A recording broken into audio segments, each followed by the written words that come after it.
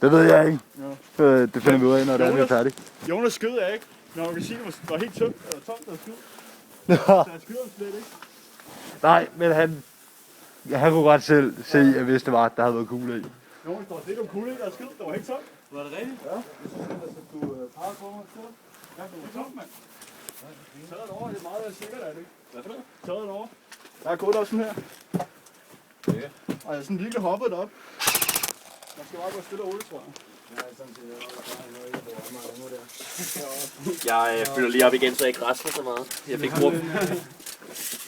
Du skyder sgu da mange af det. Så er der rygepaus! Hvad sagde du? Du stod bare og Ja.